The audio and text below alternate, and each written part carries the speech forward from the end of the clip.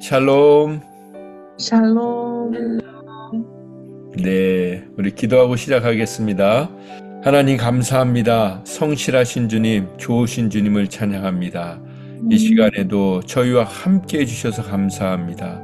언제나 동일하신 주님, 그 사랑이 변함이 없고 한결같으신 주님, 그래서 오늘도 저희가 안심하며 눈을 뜨고 안심하며 주님 앞에 나왔습니다.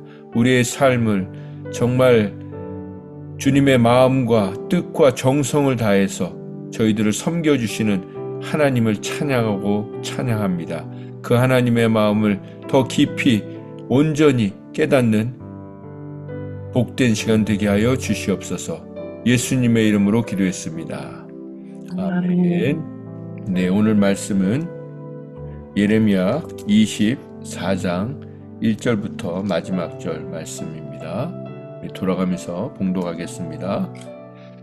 바벨론의 느부갓네살 왕이 유다 왕 여호야김의 아들 여고냐와 유다 고관들과 목공들과 철공들을 예루살렘에서 바벨론으로 옮긴 후에 여호와께서 여호와의 성전 앞에 놓인 무화과 두 광주리를 내게 보이셨는데, 한 광주리에는 처음 익은 듯한 극히 좋은 무화과가 있고, 한 광주리에는 나빠서 먹을 수 없는 극히 나쁜 무화과가 있더라.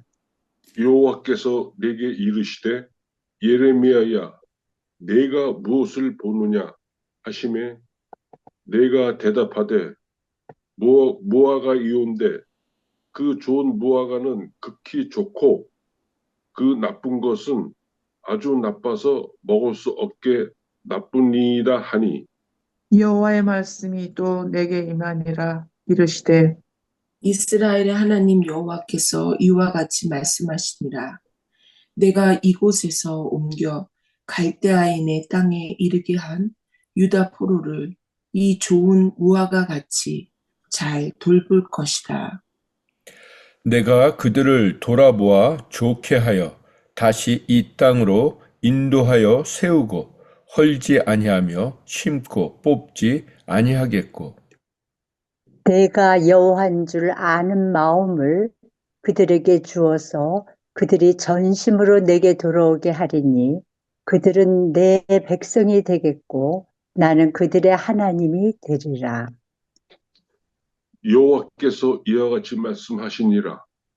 내가 유다의 왕 시드기야와 그 고관들과 예루살렘에 남은 자로서 이 땅에 남아있는 자와 애굽 땅에 사는 자들을 나빠서 먹을 수 없는 이 나쁜 무화과 같이 버리되, 세상 모든 나라 가운데 흩어서 그들에게 환난을 당하게 할 것이며, 또 그들에게 내가 쫓아 보낼 모든 곳에서 부끄러움을 당하게 하며 말거리가 되게 하며 조롱과 저주를 받게 할 것이며, 내가 칼과 기근과 전염병을 그들 가운데 보내 그들이 내가 그들과 그들의 조상들에게 준 땅에서 멸절하기까지 이르게 하리라 하시니라.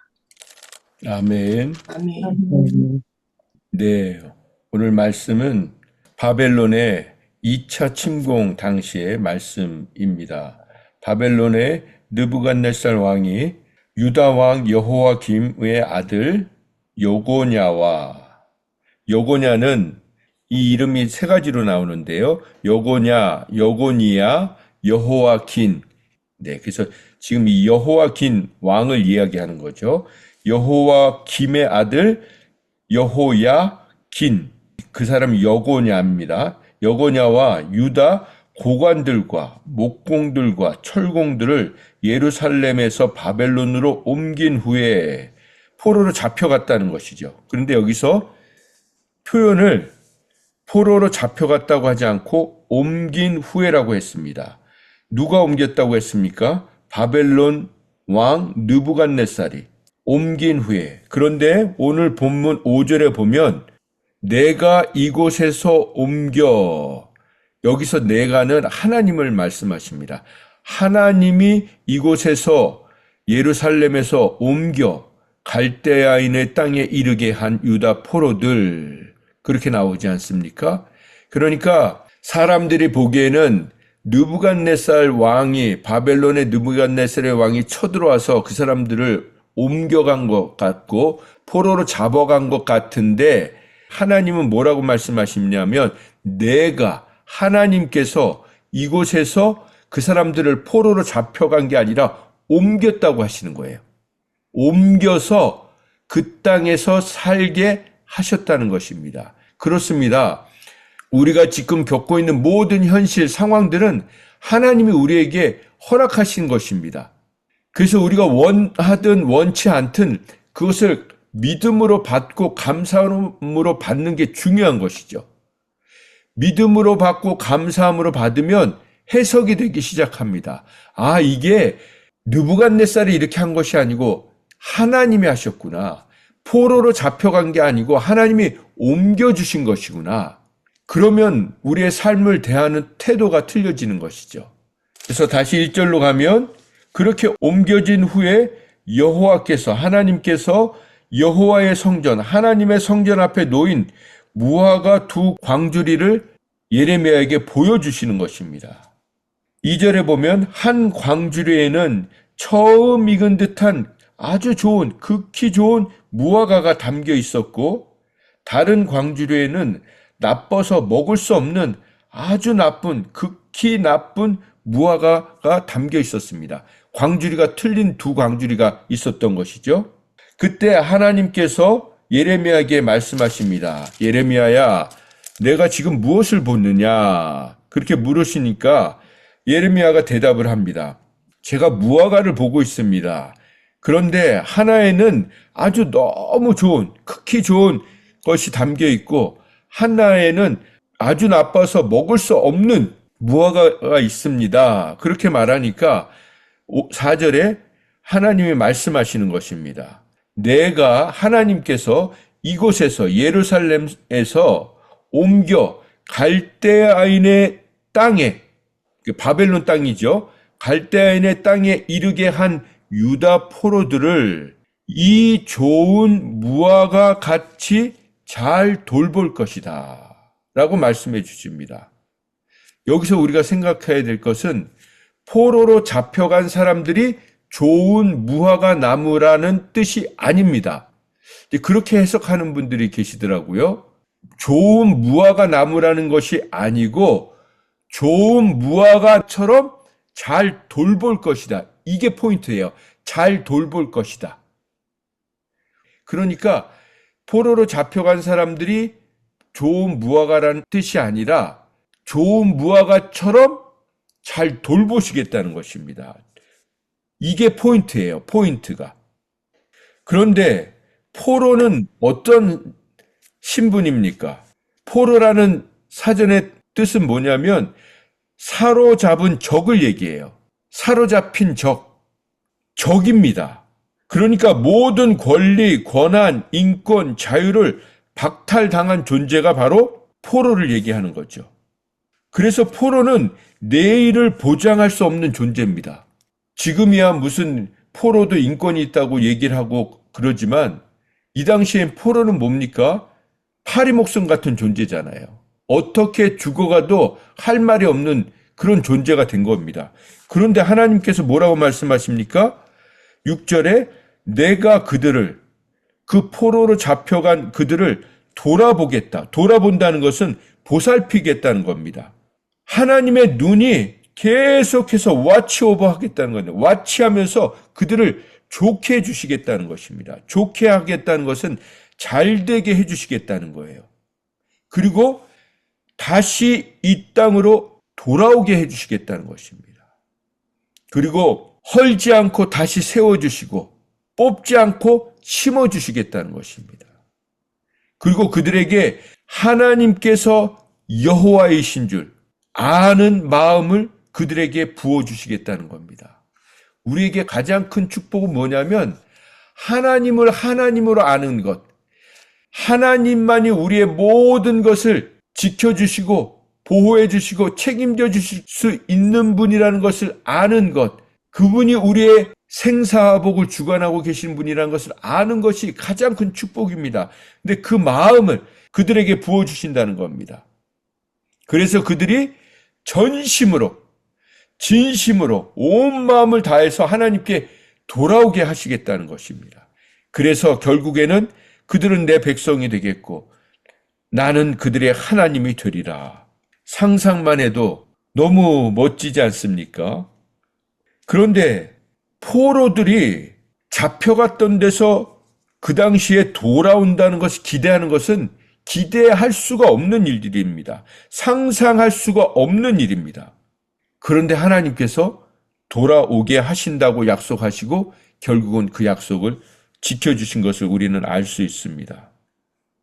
저는 이 말씀을 보면서 제 과거가 생각이 났어요. 제가 비자 문제로 한국 나가기 전에 이 예레미야서 말씀을 갖고 묵상을 했거든요. 말씀을 묵상하는데 하나님께서 계속 약속을 주시는 거예요. 이 6절 말씀처럼 돌아보아 주시고 좋게 하여 다시 이 땅으로 인도하여 주시겠다. 저에게는 더 구체적으로 예레미야 32장 41절 말씀을 통해서 말씀해 주셨어요.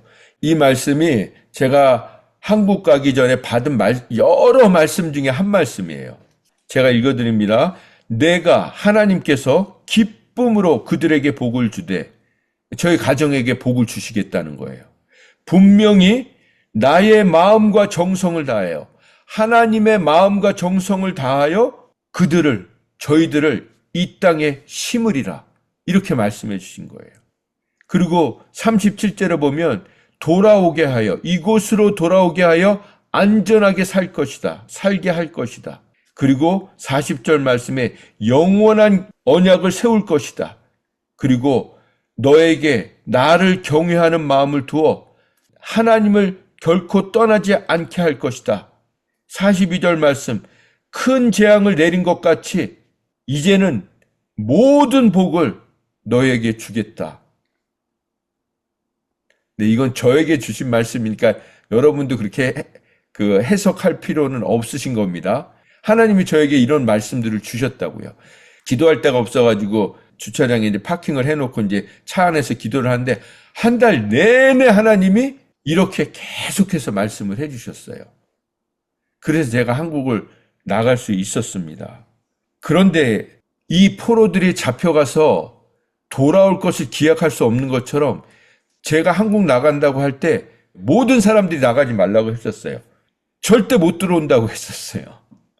이 사람들이 포로로 잡혀갈 때는요, 끝난 거예요. 돌아오지 못할 강을 건너간 거라고요. 어떻게 지금도 그런데 몇천 년 전에 이렇게 잡혀가면서 이 사람들이 돌아올 거라고 상상이나 했겠습니까? 하나님이 그 약속을 이루시지 않습니까? 오늘 그래서 하나님이 우리에게 무엇을 말씀하십니까? 하나님이 말씀하시면 반드시 이루어 주신다는 것입니다. 그리고 이렇게 포로로 잡혀가게 하신 이유가 있다는 것입니다. 저는 제 인생에서 한국에 나갔던 그 순간이 되돌아보면 너무 힘든 시간이었지만 제 인생을 바꾸는 터닝 포인트가 되었다고요.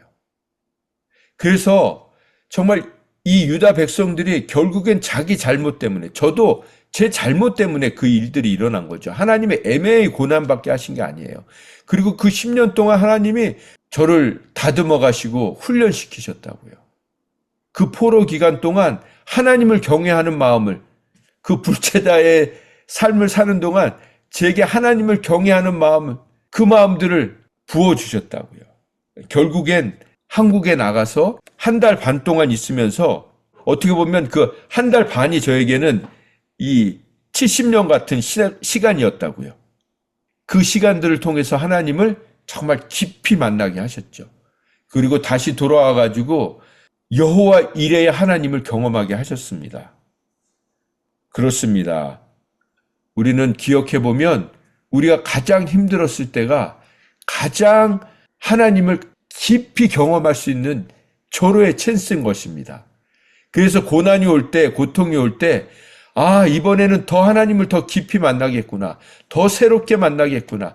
또 다른 차원의 하나님을 만나겠구나. 이걸 기대할 수 있어야 되는 것입니다. 그래서 결국엔 우리가 어떤 고백을 합니까? 고난당한 것이 내게 유익이라. 내가 이것으로 주의 율례를, 주님의 마음을, 주님의 뜻을 배우게 되었다. 이 고백을 할 수 있는 것이 우리에게 하나님이 주시는 놀라운 은혜인 줄 믿습니다. 그 다음에 무슨 말씀이 나오냐면 8절부터 보면 반대로 여호와께서 이와 같이 말씀하시니라. 내가 유다 왕 시드기야와 그 고관들과 예루살렘의 남은 자로서 이 땅에 남아있는 자와 애굽 땅에 사는 자들을 나빠서 먹을 수 없는 이 나쁜 무화과 같이 버리되.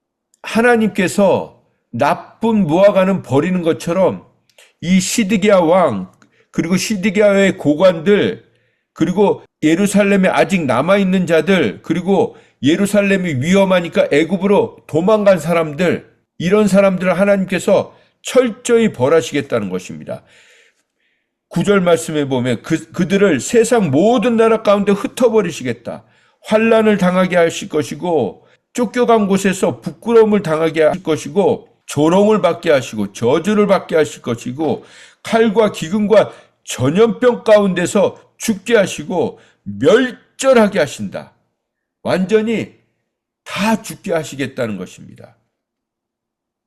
그러면 하나님께서 왜 이렇게까지 하시는지 시드기야 왕에 대해서 보겠습니다.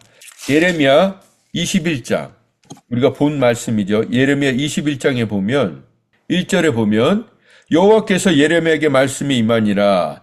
시드기야 왕이 부관들을 보냅니다. 보내서 예레미야에게 기도 부탁을 합니다. 그런데 예레미야가 뭐라고 얘기를 하냐면 9절 말씀에 너희를 애워싼 갈대아인에게 나가서 항복하는 자는 살 것이나 그의 목숨은 전리품같이 되리라.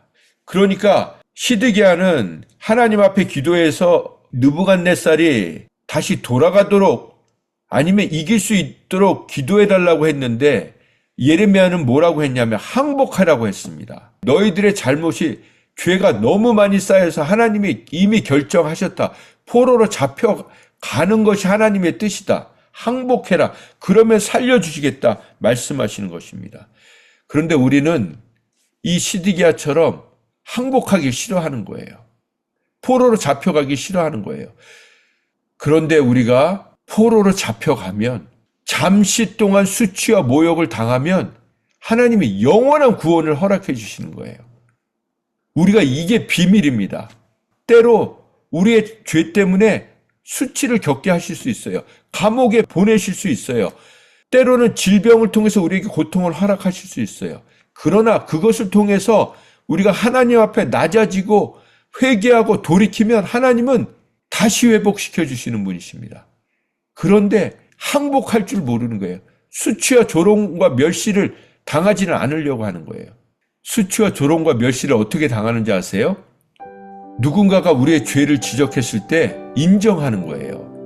사탄은 우리를 정죄하려고 무너뜨리려고 그렇게 얘기하지만 하나님은 우리를 다시 바르게 하고 온전하게 하시려고 하시잖아요. 그러니까 정말 그게 같이 오거든요. 사탄도 우리를 하나님이 우리를 책망하실 때 사탄도 이렇게 같이 이렇게 같이 붙어가지고 하거든요. 그런데 우리가 인정하면 거기서 끝납니다. 아, 맞아요. 제가 잘못했어요. 제가 회개합니다. 아, 미안해. 내가 잘못했네. 말실수를 했네. 내가 그렇게 화를 냈네. 미안해. 그러면 끝나는데 그걸 못하는 거예요. 그래서 영원한 수치를 겪게 됩니다. 여러분, 우리가 누군가에게 지적을 당했을 때 하나님이 지적당하게 하시거든요. 그때 맞습니다. 제가 잘못했습니다. 그거 인정하는 습관을 자꾸 기르세요. 인정하면요, 악한 영이 더 이상 정죄를 못해요. 인정하는 게 능력입니다. 그리고 조금 더 살펴보면 이 시드기야가 역대하 36장을 보겠습니다. 시드기야가 왕위에 오를 때에 12절에 보면 하나님 보시기에 또 악을 행했다는 것입니다. 선지자 예레미야가 여호와의 말씀으로 일러도 그가 그 앞에서 겸손하지 않았다는 것입니다. 13절의 말씀 보면 목을 곧게 하며 마음을 완악하게 하여 이스라엘 하나님 여호와께로 돌아오지 않았다는 것입니다. 15절에 보면 하나님께서 그의 백성들을 아끼시고 부지런히 사신들을 보냈지만, 그래서 말씀하셨지만 16절에 보면 그와 그의 백성들이 하나님의 사신들을 보고 비웃고 멸시하고 욕하고, 그래서 회복할 수 없게 되었다는 것입니다. 결국은 그래서 20절에 보면 사로잡힌 자들은 다 포로로 잡혀가서 그들의 노예가 되고 그런 삶을 살았다고 하지 않습니까? 제가 한 군데 더 읽어드릴게요. 열왕기하 25장 7절에 보면 시드기야가 결국은 어떻게 되냐면, 시드기야가 11년을 통치하고 나서 결국에는 느부갓네살이 쳐들어오지 않습니까? 그리고 포위하고 나서 그 성을 함락하지 않습니까? 그때 도망가요. 도망가다가 잡힙니다. 그래서 25장 7절에 보면 시드기야의 아들들을 시드기야 눈앞에서, 보는 눈앞에서 죽이고 시드기야의 두 눈을 빼고 놋사슬로 그를 결박하여 바벨론으로 끌고 갔다고 말하고 있습니다. 그렇습니다. 하나님은 우리에게 항복하라고 하시는 것입니다. 오늘도 인정하라는 것입니다. 너의 죄를 자백하라는 것입니다. 그러면 이 좋은 무화과처럼 좋은 무화과를 대하듯이 돌보시고 보호하시고 책임져 주시겠다는 것입니다. 그런데 우리가 계속해서 불순종하면 결국 이 먹을 수 없는 무화과처럼 그런 종말을, 파멸을 맞게 된다는 것입니다. 말씀을 정리합니다. 우리가 잘 아는 말씀 예레미야 29장 11절에 보면 여호와의 말씀이니라 너희를 향한 나의 생각을 내가 아나니 평안이요 재앙이 아니니라 너희에게 미래와 희망을 주는 것이다. 이 말씀이 포로로 잡혀간 자들에게 주신 말씀이라고 하지 않았습니까? 이미 포로로 잡혀간 자들에게 하나님이 말씀해 주고 계시는 것입니다. 그래서 바벨론에서 70년이 차면 내가 너희를 돌보고 나의 선한 말을 너희에게 성취하여 너희를 이곳으로 돌아오게 하리라. 그렇게 말씀해 주신 것입니다. 그렇습니다. 하나님은 오늘 말씀을 통해서 우리는 다 나쁜 무화과였습니다. 먹을 수 없는 무화과였습니다. 그런데 하나님께서 비록 포로로 잡혀가지만 하나님의 그 섭리에 순종하면서 그 포로 생활을 하면 좋은 무화과처럼 우리를 다시 회복시켜 주시겠다는 것입니다. 그래서 오늘도 우리가 겪고 있는 현실 속에서 비록 우리가 포로처럼 힘들게 어렵게 살아간다 할지라도 하나님의 선하심을 붙들면, 하나님께 회개하고 돌이키면 우리에게는 언제나 하나님의 선하신 뜻이 이루어지고 있음을 믿음의 눈으로 볼 수 있고 누릴 수 있고 전할 수 있음을 믿습니다. 기도하겠습니다. 하나님 감사합니다. 내가 기쁨으로 너희들에게 복을 주되 분명히 나의 마음과 정성을 다하여 너희들을 이 땅에 심으리라. 새 하늘과 새 땅에 심으리라. 영원한 언약을 이루어줘서 나와 영생 복락을 누리게 해주겠다고 약속해 주신 주님, 하나님 감사합니다. 오늘도 마음과 정성을 다해 저희들을 섬겨주시는 그 하나님의 마음을 깨달아서 우리의 삶이 비록 힘들고 곤고하고 때로는 지치고 외로울지라도 여전히 하나님의 선하심으로 우리를 붙들고 계시고 좋은 무화과처럼 저희들을 대해주시고 돌봐주시고 잘되게 해주시며 우리가 기대할 수 없는 일들을 베풀어 주시는 그 선하신 하나님 아버지를 믿고 오늘도 담대히 우리에게 허락하신 현실을 살아가는 믿음의 사람들 되게 하여 주시옵소서. 예수님의 이름으로 기도했습니다. 아멘. 우리는 날마다가 더 기대가 돼야 되는 삶입니다. 어제도 저 친구 목사님이 잠깐 이제 타주에 계신 분이 오셔서 부부를 만났는데 큰 교회에서 잘 사역하는 목사님이거든요. 또 성품도 좋아서 은퇴할 때까지 목회할 수 있는 그런 자리인데 이제 두 분이 이제 결단을 하신 거예요. 남은 인생 하나님 앞에 다시 선교로 헌신하겠다. 이제 그래서 12월 말부로 이제 사임을 하고 자비랑으로 이제 선교를 하는 거죠. 쉽게 말씀드리면 월급 받다가 이제 월급 없이 그냥 하나님 바라보고 선교하면서 사시려고 하는 거예요. 그런 걸 보면서 제가 잘했다고 했어요. 물론 교회에서 사역하는 게 또 귀한 거죠. 그러나 각자의 부르심이 있습니다. 그래서 우리는요, 마지막 순간까지 내가 원하는 것이 아니라 하나님이 원하시는 것을 계속 찾아야 돼요. 그리고 찾으면 미련 없이, 그러면 그때부터 정말 이 여호와 이레의 하나님을 경험하게 됩니다. 그래서 정말 여러분과 여러분도 끊임없이 하나님 앞에 구하세요. 하나님, 오늘은 제가 어떻게 살아야 됩니까? 어제와 같은 삶이 아니라 오늘 또 새롭게 하나님을 경험하고 싶습니다. 하나님, 저에게 새 마음을 부어주시고, 그러면 하루하루가 하나님을 경험할 수 있는 복된 날들이 될 거라고 믿습니다. 그러니까 다른 말로 하면 믿음과 불신이죠. 네. 우리가 믿음을 선택할 것인가, 불신과 의심을 선택할 것인가.